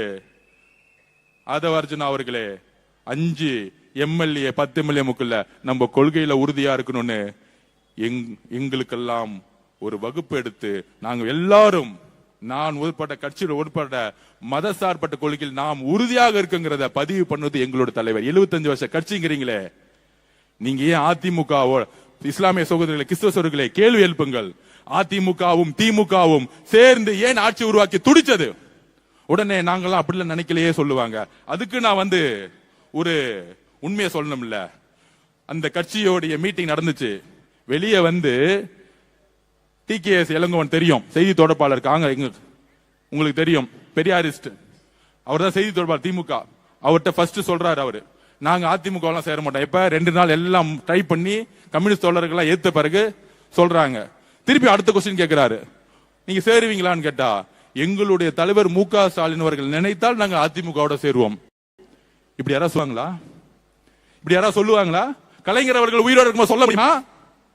இல்ல அதிமுக புரட்சி தலைவர் அம்மா அவர்கள் உயிரோடு இருக்கும்போது சொல்லுவாங்களா அப்படி? ஆனா TKS இளங்கோவன் சொன்னாரு, எங்க தலைவர்கள் சொன்னா நாங்க அதிமுகவோட சேருவோம். அப்ப தெரியுதா உள்ள என்ன நடந்துகிட்டு இருக்குன்னு? அங்க மாட்டிக்கிட்டாங்களா அந்த பேட்டியில? அப்ப எல்லாம் ட்ரை பண்ணி கம்யூனிஸ்ட் தோழர்களும் இஸ்லாமிய சகோதரர்களும் நம்மளுடைய திருமாவளவனும் எதிர்த்த ஒரு காரணத்தினால் அதை வாபஸ் வாங்க பார்த்தாங்க. வாபஸ் வாங்கிட்டாங்க. நடக்காது. ஏன்னா அவங்களுக்கு பெரும்பான்மை இல்ல. எல்லாரும் ஒண்ணுன்னா 113 114 சரிசமமா நிக்குது. அரசியல் இதுதான். ஆனால் திரு ராகுல் காந்தி அவர்கள் நம்மளுடைய தலைவரை முதலமைச்சராக உறுதியா நின்னு, கம்யூனிஸ்ட் தலைவர்களும் நின்னு, அண்ணன் திருமாவளவன் நின்னு, IUML இஸ்லாமிய சகோதரர்களும் நின்னு, இன்றைக்கு உண்மையான மதசார்பற்ற கொள்கை கொண்ட தலைவர்களை தமிழ்நாடு உருவாக்கி இருக்கிறது. இதுதான் வெற்றி தமிழக வெற்றி கழகத்திற்கு. மக்கள் ஒரு நல்ல தலைவனை தேர்ந்தெடுத்தார்கள். கூட்டணி கட்சி தலைவர்கள் ஒரு நல்ல மதசார்பற்ற அரசியலை உருவாக்கி விட்டார்கள். தேர்தலுக்கு முன்பு உங்களோட இருந்தோன்னு சொல்றாங்களே, இருந்திருந்தா அவங்களுக்கு நீங்க உண்மையா இருந்திருக்கணும். அதிமுக பேசியிருக்க கூடாது. கலைஞர் காலத்தில் எந்த தோல்வி நடந்தாலும், ஏன் கலைஞர் 2 தொகுதி ஜெயிச்சாலும் எப்பொழுதும் தன்னுடைய கொள்கைகளில் விட்டு கொடுத்தது கிடையாது. ஆனால் அவருடைய மகன் திரு MK ஸ்டாலின் அவர்கள், இளவரசர் உதய் அவர்கள் கட்சியே மதிக்கிறது இல்ல, கூட்டணியை மதிக்கிறது இல்ல, கொள்கையை மதிக்கிறது இல்ல. பணம் பணம் பணம், இதுதான் அவங்களுடைய மிகப்பெரிய தோல்வி. இப்ப தெரிஞ்சா என்ன உண்மை நடந்துச்சு? நான் 5 நாள் நாங்க தூங்கி 10 நாள் ஆச்சு. இன்னைக்கு நேத்து நைட்டு தான் தூங்கின. தலைவர் முதலமைச்சரா 144 பேர் ஜெயிச்ச பிறகு அன்னைக்குதான் எங்களுக்கு தூக்கம் வந்துச்சு. அதுலயும் பாருங்க திமுகவோட சூழ்ச்சி. திருப்பத்தூர்ல ஒரு MLA ஜெயிச்சோம், கேஸ ஃபைல் பண்ணாங்க. அந்த கேஸ உடனடியா கொண்டு வந்தாங்க சண்டே. அந்த சண்டே கேஸ் கொண்டு வந்து அன்னைக்கு ஆர்குமெண்ட் பண்ணாங்க. சென்னை உயர்நீதிமன்றம் எப்பொழுதும் சண்டே கேஸ் எடுத்ததே கிடையாது. திமுகவோட வழக்கறிஞர்கள் எல்லாம் போய் கேஸ் நடத்துறாங்க. அந்த MLA-வை ஓட்டு போட விடக்கூடாதுன்னு சொல்லி வச்ச மாதிரி ஓட்டு போடுறதுக்கு, அதாவது நம்பிக்கையில்லா தீர்மானம் நடக்கிறதுக்கு ஒரு நாளுக்கு முன்னாடி ஸ்டே கொடுத்துட்டாங்க, ஒரு ஓட்டு போடக்கூடாதுன்னு. திமுகவோட சூழ்ச்சி தெரிஞ்சா அப்ப உடனடியா சுப்ரீம் கோர்ட் போனோம். அடுத்த நாளே சென்னை உயர்நீதிமன்றத்தை கண்டிச்சு இது ஜனநாயகத்துக்கு எதிரான தீர்ப்புன்னு சொல்லி திருப்பியும் ஒரு ஓட்டை நம்ம கொடுத்துட்டாங்க. எந்த அளவிற்கு அழுத்தம் பாருங்க திமுக. அது உதயநிதி சொல்றாரு, உயர்நீதிமன்றம் ஒரு அந்த வேட்பாளருக்கு ஓட்டு போடுன்னு சொல்லிட்டாங்க. குதிரை பேரம் நடத்துறேன்னு சொல்றாங்க. உச்சநீதிமன்றம் தூக்கி எறிஞ்சிருச்சு. அப்ப எந்த அளவுக்கு தலைவர் விஜய் அவர்கள் அந்த சீட்ல உட்கார்ந்துடவே கூடாது. கவர்னர் ஆட்சி வந்தாலும் சரி, ஆனா அறிக்கை மட்டும் அழகா ஒரு மு.க. ஸ்டாலின் அவர்கள்கிட்ட. நான் ஏற்கனவே சொன்னேன், சன் டிவில ஒரு குணா அவர்கள் பேட்டி கொடுத்தாரு. நான் எப்பயுமே விஜய் அவர்களை தாக்குனதே கிடையாது, நான் தப்பாவே பேச மாட்டேன், இல்ல உங்களை அவர் ரொம்ப அட்டாக் பண்றாரு, ஏன் நீங்க பதில் கொடுக்க மாட்டேங்கிறீங்க, நான் பேசவே மாட்டேன். அதுக்கு தான் நான் கொலத்தூர்லயே சொன்னேன், திரு மு.க. ஸ்டாலின் பதிலாம் கொடுக்க மாட்டாரு, கொலை பண்ணிடுவாரு. கரூர்ல தான் பண்ணாங்க. நம்மளுடைய சகோதரர்கள் எப்படி ஆனாங்க? இன்னைக்கு காவல்துறையில எடுத்தாங்க எல்லாம் காத்திருப்பு பட்டியல், யார் யாரெல்லாம் கரூர்ல அன்னைக்கு என்னென்னலாம் பேசினாங்களோ. எப்பயுமே சொல்ற, நியாயம் நீதியும் வெற்றி பெறும். நான் அன்னைக்கே சொன்னேன், எங்கள் சகோதர சகோதரிகளை நீங்க கை வச்சுட்டீங்க. எங்க தலைவர் முதலமைச்சர் போது சும்மா விட மாட்டார், உங்களை எழுதி வச்சுக்கோங்க. அவர் அமைதியா இருந்தாருன்னா தான் ஆபத்து. திட்டாருன்னா பிரச்சனை இல்ல, முடிஞ்சிச்சு போச்சு. அமைதியா இருந்தாருன்னா ஒரு பெரிய பூகம்பம் வரப்போகுதுன்னு அர்த்தம். வந்துச்சு. அப்படி எந்த அளவிற்கு அவரை முதலமைச்சர் உட்கார கூடாது கொள்கை ஏற்று நம்மளை பார்த்து குதிரை பேரன்னு சொன்னாங்களே, அதிமுகவும் திமுகவும் சேர்ந்து குதிரை பேர அரசியல் செஞ்சது நீங்க. திரு இளவரசர் உதய அவர்கள் பேச்சுவார்த்தை நடத்தது அவர் தான். திரு இளவரசர் உதய அவர்கள், பாஷ்யம் கம்பெனியுடைய ஓனர், அதுக்கப்புறம் திரு மித்துன் அவர்கள், மூன்றும் இணைந்த கூட்டணி வந்தாங்க. கனிமொழி மேடம், எங்க அப்பா உருவாக்கின கட்சி இப்படி செஞ்சீங்க, ரிசைன் பண்ணிட்டு போயிடும் சொல்லிட்டு போயிட்டாங்க. அவங்க எதிர்ப்பு உள்ள இருந்து, நான் உள்கட்சியில நடந்துச்சு சொல்றேன். கனிமொழி மேடம் இருக்கக்கூடிய ஒரு கொள்கை அரசியல் திரு இளவரசர் அவர்களுக்கு கிடையாது, உதய அவர்களுக்கு கிடையாது. கடுமையான எதிர்ப்பு. கலைஞர்களுடன் யாரு பயணிச்சாங்களோ கடுமையான எதிர்ப்பு. இந்த காலத்திலும் நீங்கள் அதிமுக சேரக்கூடாது, ஜனநாயகத்தை மதிப்போம்னு சொன்னாங்க திமுக கூட இருக்கக்கூடிய சில நல்லவர்கள். அதுக்கப்புறம் தான் திரு மு.க. ஸ்டாலின் அவர்கள் கம்யூனிஸ்ட் எல்லாம் வாபஸ் பண்ணிட்டாங்க. நம்ம அமைதியா ஒரு ஸ்டேட்மெண்ட் ரெடி பண்ணிட்டார், நல்லவர் மாதிரி. நாங்கள் ஜனநாயகத்தை மதித்த எதிர்கட்சியா நடத்துவோம். அது நீங்க என்ன சொல்றது? மக்களே தீர்ப்பு கொடுத்துட்டாங்க. ஐயா, நீங்க எதிர்கட்சி தலைவராக கூட இருக்கணும், நான் வீட்டுல அமைதியா உட்கார்ந்து ரிட்டையர் பண்ணிட்டாங்க. நான் அன்னைக்கே சொன்னேன், கொளத்தூர்ல என்ன நடக்கும், கொடைக்கானல் போகும்போது லைலக்காலை வாசல் சொன்னேன், அவர் ரெஸ்ட் எடுக்க போகும்போது இந்த எலெக்ஷனோட நிரந்தரமா அவர் ஓய்வு பெற போறாரு, கொடைக்கானல் இருந்து ஸ்டார்ட் பண்ணிட்டோம், அடுத்தது ஊட்டி போட்டு நான் பேட்டி கொடுத்தேன். நான் பேட்டி கொடுக்கும் போதெல்லாம் சீரியஸா இல்ல, இப்ப எல்லாம் எடுத்து போட்டுட்டு இருக்காங்க. எப்படி ஆதவச்ச சொன்னதெல்லாம் கரெக்டா நடந்துகிட்டே இருக்கு. நடந்துச்சா இல்லையா? நான் சொன்னேன், இந்த கூட்டணி எங்க தலைவரிடம் சேருவாங்க ஒரு நாள். எங்க தலைவர் எப்பொழுது மதசார்பற்றுகள் உண்மையா இருப்போம்னு புரியும் பொழுது அங்க வந்துருவாங்கன்னு சொன்னாங்க. எண்ணி 10 நாள்ல ஒட்டுமொத்த கூட்டணியும் எங்க தலைவருக்கு ஆதரவு கொடுத்தாங்க. ஏன்? எங்க தலைவர் அதிமுகவோடு பேசல, 47 எம்எல்ஏ பேசல. திரு ராகுல் காந்தி அவருக்கு அழைப்பு கொடுத்தார். அப்படி சபையில அப்படி அந்த பதவியேற்பு பாருங்க, பக்கத்துல ராகுல் காந்தி அவர்கள், பக்கத்துல அண்ணன். என்ன ஒரு கண்கொள்ளா காட்சி, என்ன ஒரு 2 நண்பர்கள் மாதிரி, 2 சகோதரர்கள் மாதிரி. அப்ப இதெல்லாம் முடிச்சிட்டு, இந்த சூழ்ச்சி எல்லாம் முடிச்சிட்டு, அவர் பதவியேற்பு முடிச்சிட்டு மெஜாரிட்டி ப்ரூவ் பண்ணோம். அப்ப அதிமுக உடைஞ்சிச்சு. உடனே அதிமுக இவங்க உடைச்சிட்டாங்க. ஐயா, அதிமுக உடைச்சது நாங்க இல்ல, அதிமுக உடைச்சது திரு உதய அவர்களும் திரு மித்துன் அவர்களும் திரு இபிஎஸ் அவர்களும். யாராச்சும் போய் திமுக சேர்ந்து அலைன்ஸ் பேசுவாங்களா? புரட்சி தலைவர் அவர்களுடைய கொள்கை, புரட்சி தலைவி அவர்களுடைய கொள்கையை தூக்கி எறிஞ்சிட்டு இபிஎஸ் அவர்கள் முதலமைச்சர் ஆகிறதுக்கு தன்னுடைய மகன் மித்துனை வச்சு வேலை செய்யறாங்க. 47 எம்எல்ஏ வச்சுட்டு யாராவது முதலமைச்சர் ஆவாங்களா? அப்ப அவங்களுடைய சூது பாருங்க.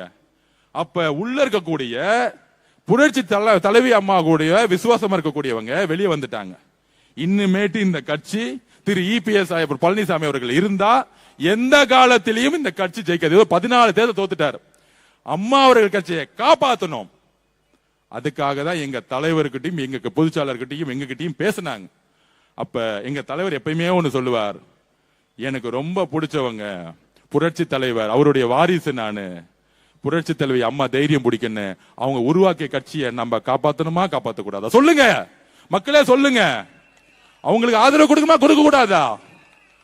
நான் எப்பயுமே சொல்லுவோம், நாங்க தலைவர் டிவிகேவும், ஏன் டிவிகே அதிமுக எதிர்த்து கொஸ்டின் கேட்க மாட்டேங்குதுன்னா, புரட்சி தலைவரும் புரட்சி தலைவியும் உருவாக்கக்கூடிய தொண்டர்கள் டிவிகே பக்கம் எப்பயே வந்துட்டாங்க. ஆனா அந்த கட்சியை வழிநடத்தக்கூடிய திரு இபிஎஸ் அவர்கள் திமுகவுடைய பின்புற வாசலியாக நட்புறோட இருக்காரு, பிஜேபியோட உறுதியா இருக்கிறாரு. இவர் இருக்க வரைக்கும் அதிமுக அழிவு காலம். எங்களுக்கு இபிஎஸ் ஐயா அவர்களோட உடன்பாடு கிடையாது. ஆனால் அதிமுக இருக்கக்கூடிய தொண்டர்களுடன் அண்ணன் தம்பியா நாங்க பழகிட்டு இருக்கோம். திமுக தீய சக்தி அப்படின்னு சொன்னது புரட்சி தலைவர், திமுக தீய சக்தின்னு அப்படி சொன்னது புரட்சி தலைவர் அவர்கள். அவர்களுடைய மொழியை நாங்கள் உள்வாங்கி இருக்கிறோம். அப்ப அங்கிருந்து வரவங்களை அந்த கட்சியை காப்பாற்றணும் சொல்லும் போது அவங்கள நம்ம அரவணைத்தே ஆகணும். ஏனால் அதிமுகவை காப்பாற்றப்படணும். பிஜேபி பின்புல வாசலாக அதிமுக வழி வந்துச்சு. இப்ப அவங்க நாங்க பிஜேபி கூட எந்த காலத்திலும் சேர மாட்டோம்னு தலைவர் அவர்களிடம் உறுதிமொழி கொடுத்திருக்காங்க. அந்த பக்கமே நாங்க போக மாட்டோம். அது அவங்களால நாங்க 4 தேர்தல் தோத்துட்டோம். அதனால நாங்க உறுதியாக சொல்றோம், நாங்களும் மத சார்பற்ற கொள்கையில் உறுதியாக இருக்கிறோம் அப்படின்னு சொன்ன பிறகுதான் தலைவர்கள் ஆதரவு கொடுத்தாரு. இதுதான் உண்மை. இதை கூட்டணி கட்சி எல்லாத்திலையும் விளக்கணும். இந்த அதிமுக ஒரு இபிஎஸ் தலைமையில் இருக்க வரைக்கும் தானே இந்த பிஜேபி வந்துகிட்டு இருக்கு. அப்ப அந்த அதிமுக புது ஃபேக்டர்ஸ் பிஜேபி கூட இருக்க மாட்டாங்கன்னு உறுதிமொழி கொடுத்துட்டாங்க. இவங்களை நம்ம நம்பி பார்ப்போம். அதுக்கு மேல உறுதியா இல்லைன்னா உடனே நம்ம வாபஸ் வாங்க முடியுங்கிறத ஒரே ஒண்ணுதான். இது குதிரை பேரம் அல்ல. புரட்சி தலைவி அம்மாவுடைய கட்சியை யாரும் தூக்கிட்டு போயிடக்கூடாது. திமுக அழிச்சிடக்கூடாது, பிஜேபி அழிச்சக்கூடாது. இதுக்குதான் இவ்வளவுதான் ஐடியாலஜி. அதுதான் ஆல்ரெடி 125 பேர் ஆதரவு வந்துருச்சு. பெரும்பான்மைக்காக முடிஞ்சிருச்சு எலெக்ஷன். சபையில எங்களுக்கு மெஜாரிட்டி இல்லைன்னா தானே நாங்க போய் குதிரை பேரத்தில் ஈடுபடணும். ஒட்டுமொத்த மதசார்பற்ற கொள்கையிலும் திமுக விட்டு வந்துச்சுன்னா எங்க தலைவர் மேல இருக்க நம்பிக்கை மட்டும் இல்ல, மக்களுடைய ஆதரவை அவர்கள் ஜனநாயகப்படி மதிக்கிறார்கள். மக்கள் மீது நம்பிக்கை வச்சுதான் ஜனநாயக சக்திகள் வந்தார்கள். வேற எதுவும் கிடையாது. உங்களை மாதிரி 1000 கோடி கொடுத்து ஒரு கூட்டணி கட்சி உருவாக்குறதுக்கு காசு இல்ல. டிவிக்கு இல்ல, குதிரை பேலம் பண்றதுக்கு முதல் காசு இல்ல. இங்க 2 லட்சம் ரூபாய் இல்லாம எம்எல்ஏ ஆயிட்டு வந்திருக்கோம். ஆதவர்ஜுனா வில்லிவாக்கத்துல 1 ரூபாய் கொடுக்கல. எழுதி வச்சுக்கோங்க. இப்ப சொல்றேன், ப்ரூவ் பண்ணுங்க. நண்பர்களே சொல்லுங்க, நம்ம ஓட்டு காசு கொடுத்தோமா? 3 வேளை சாப்பிட்டோம், ஒன்னா சேர்ந்து ஓடணும், ஜெயிச்சோம். அவ்வளவுதானே வரலாறு. நீங்க எங்க இருந்து இறக்குனீங்க? திரு மோகன் அவர்களுடைய எம்எல்ஏ மோகனுடைய பிள்ளை அமைச்சீங்களே, 100 கோடி ரூபாய் மொத்தமா செலவு பண்ணார். 5000 ரூபாய் கொடுத்து ஜெயிச்சாரா? 19,000 ஓட்டுல வில்லிவாக்கத்துடைய பெண்களும் இளைஞர்களும் என்ன ஜெயிக்க வச்சிருக்காங்களே, அது 1 ரூபாய் காசு கொடுத்து நான் வாங்கல. மக்கள் அன்பையும் நம்பிக்கையும் தலைவர்கிட்ட கொடுத்தாங்க. அதே மாதிரிதான் என்கிட்ட கொடுத்திருக்காங்க. அதுக்கு நான் எப்பயும் உண்மையாவும் நேர்மையாவும் உறுதியோட நிற்பேன். இந்த 10 நாள் நான் ஏன் பேசல தெரியுமா? 108 தொகுதி ஜெயிச்ச பிறகு என்னைக்கு ஃப்ளோர் டெஸ்ட்ல தலைவர் ஜெயிக்கிறாரோ அன்னைக்கு தான் பேசணும்னு நினைச்சேன். அதான் அடுத்த நாள் வந்துட்டேன். அதுவும் நான் நன்றி சொல்ல மட்டும்தான் வந்தேன். நேத்து தலைவர் முன்னாடி நின்னுகிட்டு பொய்யா பேசினார் பாருங்க, அப்பயே முடிவு பண்ணிட்டேன். அடுத்த நாள் வில்லிவாக்கத்துல கூட்ட போடு. இது பதிலாம் கிடையாது. எல்லா உண்மையும் இந்த 10 நாள் இந்த திமுகவும் அதிமுகவும் என்னெல்லாம் சேர்ந்து தலைவருக்கு எதிராக சூழ்ச்சி செஞ்சது சொல்லி ஆகணும். நம்ம சொல்லணும்ல மக்களுக்கு, நம்ம கட்சிக்காரங்களை புரிய வைக்கணும்ல. நமக்கு ஆளுங்கட்சி ஆனவனே தலையில கர்வம் கிடையாது. நம்ம மக்கள் கிட்ட எளிமையா இன்னைக்கும் உறுதியா நிக்கிறோம். எதிரி கட்சியா நாங்க பாக்குறது. அதனாலதான் தமிழ்நாட்டில் முதல் முறையாக எங்கள் தலைவர் உங்கள் வீடு தேடி வந்தார். முதலமைச்சரான பிறகு திரு மு.க. ஸ்டாலின் அவர்களை வீடு தேடி வந்தார். அகங்காரம் அல்ல, தமிழக மக்களுடைய கடமைகளை நாம் நிறைவேற்ற வேண்டும். உங்களை நாங்கள் மதிக்கிறோம். உங்களுடைய தோல்வி தேர்தல் அரசியலோட முடிஞ்சிச்சு. நாங்க வெற்றி பெற்றோம், எங்களுக்கு கர்வம் கிடையாது. ஆதவர்ஜுனா கர்வம் கிடையாது. ஆனால் எங்கள் தலைவரை தொட்டா நாங்க பதில் சொல்லுவோம். அதை சும்மா இருக்க முடியாது. அதை நாங்க அமைதியா இருக்க முடியாது. ஏன்னா அது மக்களை தொட்ட மாதிரி. உண்மைகளை சொல்லணும். நாங்க பொய்யா சொல்லல. என்ன நடந்துச்சோ எல்லா தப்பையும் செஞ்சுட்டு நாங்க தப்பு செஞ்ச மாதிரி சொல்லக்கூடிய அவதூறுகளுக்கு நாங்க பதில் சொல்லுவோம். நாங்க ஆளுங்கட்சி ஆயிட்டோம், அதிகாரம் வந்துருச்சு. ஆனா அந்த அதிகாரம் மக்களுக்கானது நாங்கள் உறுதியோட இருக்கிறோம். ஒவ்வொரு தனிநபருக்கானது கிடையாது. அந்த அதிகாரம் பணபலத்தை உருவாக்குவது அல்ல. நன்றி அறிவிப்பு கூட்டத்தை முன்னாடி சொல்லுவாங்க பொதுவா எல்லா கட்சியும். நாங்க பண்ணது என்னன்னா, நேரா போய் கவர்மெண்ட் ஆபீஸ் போயிட்டு எல்லாரும் வாங்க, எல்லா டிபார்ட்மெண்டோட செக்ரட்டரிஸ் வாங்க, போலீஸ் கமிஷனர் வாங்க, எல்லாம் போயிட்டு நான் 30 நாள் வீதியா நடந்தேன். எல்லா பிரச்சனையும் எனக்கு தெரியும். இந்த ஃபைல புடிங்க, 10 நாள் டைம் இருக்கு. இதை எல்லாம் சரி செய்யறதுக்கு உங்களுக்கு என்ன தேவை? அரசு ஊழியர்கள் உங்களுக்கு என்ன தேவை? ஆர்டர் போடல ஆதவர்ஜுனா, உங்களுக்கு என்ன வேணும்னு சொல்லுங்க, 10 நாள்ல அதை செஞ்சு கொடுக்கிறோம். ஆனா இங்க நல்ல ரோடு வேணும், நல்ல தண்ணி வேணும், டாஸ்மார்க் 5 கடைக்கு மேல இருக்கக்கூடாது, ஊருக்கு ஒதுக்குறமா கொண்டு போயிடுங்க, ட்ரக்ஸ்ங்கிறதே இருக்கக்கூடாது, எல்லா இடத்துல சிசிடிவி கேமரா போடுங்க, காவல்துறையில சிசிடிவி கேமரா பதிவு பண்ணுங்க, என்கொயரி வந்தா கூட பதிவு பண்ணுங்க, எல்லாத்தையும் மாத்துங்க. தமிழக வெற்றி கழகம் நம்மளுடைய தோழர்களோ இளைஞர்களோ யாரும் அதிகாரத்தை தவறா பயன்படுத்த மாட்டாங்க. திமுக மாதிரி நான் உறுதி கொடுக்கிறேன். நான் சத்தியம் சொல்றேன்.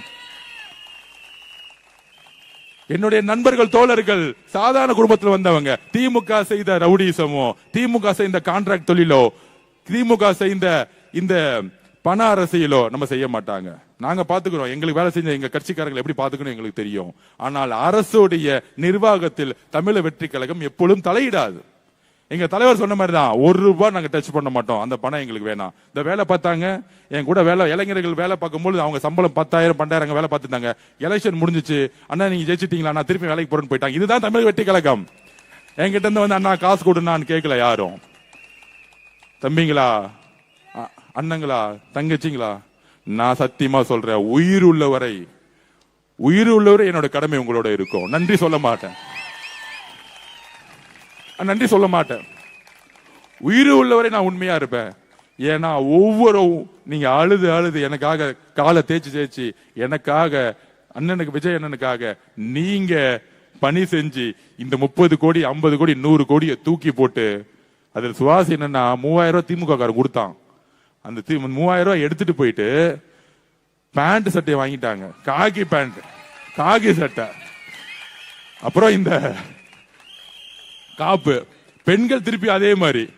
எப்ப எல்லா கடையிலயும் அந்த பேண்ட் பிட்டே காணும். யாரா பணம் கொடுத்தன்னு பார்த்தா திமுக தான் பணம் கொடுத்திருக்கான். இதுதான் அவங்க பொருள் எடுத்து அவங்களே அடிக்கிறது. என்ன மாதிரி தேர்தல் தெரியுமா? நான் உண்மையிலே அசந்துட்டேன்.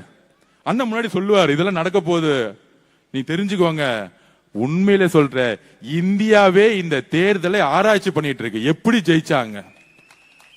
தேர்தல் வெற்றிக்கு பின்பு எந்த பத்திரிகையும் இவர் ஜெயிப்பார்னு எழுதவே இல்லை, யாருமே எழுதல. Under estimate. இவர் ஒண்ணுமே பண்ண முடியாது, கூட்டம் தான் கூட்டுவார், ஓட்டா மாறாது, எல்லாம் ஓடிடுவாங்க. ஆனா இன்னைக்கு நேஷனல் மீடியாஸ், ஏன் லோக்கல் மீடியாஸ் எப்படி ஜெயிச்சாங்க, எப்படி ஜெயிச்சார், இது ஒரு பெரிய ஆராய்ச்சிக்குட்பட்டது. ஒரு ஆதிக்கத்தை நீங்கள் விரும்பினால், பணபலத்தை நீங்க கரப்ஷன் பக்கம் போனீங்கன்னா, உண்மையா நீங்க இல்லைன்னா எளிய மக்கள் உங்களை தூக்கி எறிவார்கள், உங்கள் அதிகாரத்தை தூக்கி எறிவார்கள், உங்களுடைய அனுபவத்தை தூக்கி எறிவார்கள், உங்களுடைய 75 வருஷ கட்சியை தூக்கி எறிவார்கள். நீங்கள் உண்மையாக இல்லை என்றால் யாரையும் தூக்கி எறிவன்னு தமிழக மக்கள் இந்தியாவுக்கே லெசன் எடுத்திருக்காங்க. இதுக்கு மேல ஒரு வரலாறை இன்னொருத்தர் எழுதுறதுக்கு எத்தனை வருஷம் ஆகும் நமக்கு தெரியவே தெரியாது. எழுதி வைத்துக் கொள்ளுங்கள். காலையில 8:30 மணிக்கு செக்ரட்டரியேட்ல உட்கார்ந்துட்டு இருக்காரு, ஷார்ப்பா வேலை செய்ய தெரியுமா, அனுபவம் இருக்குவான்னு தெரியாது. காலையில 10 மணிக்கு ஷார்ப்பா உட்கார்ந்துட்டு இருக்காரு. அவருக்கு தெரியும் தமிழ்நாட்டுக்கு என்ன செய்யணும், அவருக்கு தெரியும். நிர்வாக திறமை உண்மையா இருக்கவங்களுக்கு எல்லா நிர்வாகம் பண்ண வந்துரும். இதுதான், அவ்வளவுதான். ஒரு நிர்வாகத்தோடைய அடிப்படை விதி என்ன தெரியுமா? உண்மையா இருக்கணும், நேர்மையா இருக்கணும், மக்களை நேசிக்கணும். இது மூன்றும் எங்க தலைவருக்கு இருக்கு. ஒரு மிகப்பெரிய பொன்னான ஆட்சியை, எப்படி ஒரு மிகப்பெரிய பொன்னான வரலாற்றை தேர்தல் அரசியல் உருவாக்கிறாரோ, ஒரு மிகப்பெரிய அரசாங்கத்தை மக்களுக்காக, பெண்களுக்காக, இளைஞர்களுக்காக உருவாக்க போகிறார். அதுல ஒரு பங்கு நானும் இருக்கேன் அவரோட. அது மிகப்பெரிய விஷயமா பாக்குறேன். ஒரு ஏழ்மையா எளிய குடும்பத்திலிருந்து பிறந்த, தந்தையும் தாயும் இழந்த இந்த ஆதவர்ஜுனாயை அமைச்சரவையில் 3ஆம் இடம் கொடுத்து, ஆதவர்ஜுனா நீங்க அன்னைக்கு கட்சி ஆரம்பிங்க போது என் கூட ஆனந்தன் இருந்தாரு, அதுக்கப்புறம் நீங்க தான் வந்தீங்க, என்ன நம்புனீங்க, எல்லா வேலையும் செய்து கொடுத்தீங்க, எப்பொழுதும் நீங்கள் அந்த இடத்துல இருப்பீங்கன்னு ஜெயிச்ச பிறகும் அந்த உறுதியோடு நின்னாரு பாருங்க. அவருடைய வார்த்தைக்கு நான் எப்பொழுதும் தலை வணங்குவேன். எங்க அண்ணன் அவரு, எங்க அண்ணனுக்கு அப்புறம் தான் அவர் முதலமைச்சர் இல்ல, எங்க அண்ணன். அந்த உணர்வு தான் எங்களுக்கு இருக்கு. இங்க இருக்கக்கூடிய ஒவ்வொரு தாய்மார்களுக்கும் புள்ள, அண்ணன், தம்பி. எங்க அண்ணனை நீங்க டச் பண்ணீங்கன்னா நான் பதில் கொடுப்பேன். எனக்கெல்லாம் அமைச்சர்லாம் அப்புறம் தான், எம்எல்ஏ எல்லாம் அப்புறம் தான். எனக்கு அவர் அண்ணன், நான் தம்பி. இந்த தம்பி அண்ணன், அந்த அண்ணனுக்கு ஒரு சிறு கீரை இருந்தாலும் குரல் கொடுப்போம். இங்க நான் மட்டும் இல்ல, கோடான கோடி இளைஞர்களும் பெண்களும் குரல் கொடுப்பாங்க. அதனால இளவரசர் உதயவர்களே, சட்டமன்றத்தில் உங்களுடைய வார்த்தைகளை கவனமாக உண்மையாக பேசுங்கள் அப்படிங்கறத வலியுறுத்துகிற. எங்களுக்கு நீங்கள் எதிரிகள் கிடையாது. உங்களுடைய ஜனநாயக கடமையை நீங்கள் ஆற்றுங்கள். தவறு செய்தால் சொல்லுங்க, திருத்திக்கிறோம். நீங்க தலைவர் தவறு செய்தா தவறாது அப்ப பாத்துக்கோங்கன்னு சொல்லிடுவார். அவர் ஜனநாயகவாதி. தவறு செய்தால் தெரிந்து தவறு செய்யறது கிடையாது, சொன்னா அடுத்த செகண்ட் சரியாயிடும். இது காவல்துறையை வச்சு அடக்குமுறை பண்ணி கைது செய்து உங்களை மிரட்டி பழி வாங்கக்கூடிய அரசு அல்ல. அந்த அரசியல் அது யாரையும் பழிவாங்கக்கூடிய அரசியல் கிடையாது. தேர்தல் அரசியலில் நாங்கள் நின்னோம், நீங்க நிக்கவே கூடாதுன்னு நினைச்சீங்க, அதையும் மீறி வெற்றி பெற்றுட்டோம். இனி மக்களுக்கான பணியை செய்யற 50 வருஷ பணியை 5 வருஷம் செஞ்சு முடிப்பார். எழுதி வச்சுக்கோங்க, எழுதி வச்சுக்கோங்க. என்கிட்ட இப்ப கேட்டாங்க 700 கடையை மூணா 8,000 கோடி சேல்ஸ் டவுன் ஆகுது. அத பினான்ஸ் செக்ரட்டரி எங்க தலைவர் சொல்லியிருக்க மாட்டாரா? அப்ப எங்க தலைவர் என்ன முடிவு எடுத்தார்? மக்களோட உயிரை விட 8,000 கோடி பணம் முக்கியம் அல்ல. மக்களுக்கு 1000 ரூபாய் நீங்க பேங்க்ல போடுறமே அதோட முக்கியம் டாஸ்மாக் கோடிய மிகப்பெரிய பிரச்சனை, ட்ரக்ஸ் பிரச்சனை. அதுதான் முதல்ல அவர் கையில் எடுத்தார். அதுதான் முதல்ல கையில் எடுத்தார். மக்களுக்கு தேவையான அந்த 1000 ரூபாய்ங்கிறது கடமை, அண்ணன் கொடுக்கிற கடமை. அதே நேரத்தில் டாஸ்மாக் கோடிய மக்களுடைய பிரச்சனை இருக்கு, அதுக்கு நான் சரி செய்யறேன்னு 700 கடையை தூக்கி போட்டாரு. 8,000 கோடி இல்லைனாலும் பரவாயில்ல. இந்த அரசியல் நல்ல அரசியல், மக்களுக்கான அரசியல். வெறும் நல்லதோட முடிச்சிட முடியாது. ஒரு 24 மணி நேரம் சதா மக்களை பத்தி யோசிக்கக்கூடிய ஒரு தலைவனால தான் அப்படி யோசிக்க முடியும். அதை உருவாக்குவார் என்று சொல்லி என்னுடைய மாண்புமிகு அமைச்சரை வரவேற்று அவருக்கு நான் பேசணும்னு சொல்றேன். இந்த பயணம் மிகப்பெரிய பயணமா இருக்கும். உறுதியா இருங்க, நம்ம தான் ஜெயிப்போம். அண்ணன் சொன்ன மாதிரி கான்பிடண்டா இருப்போம். நன்றி, வணக்கம்.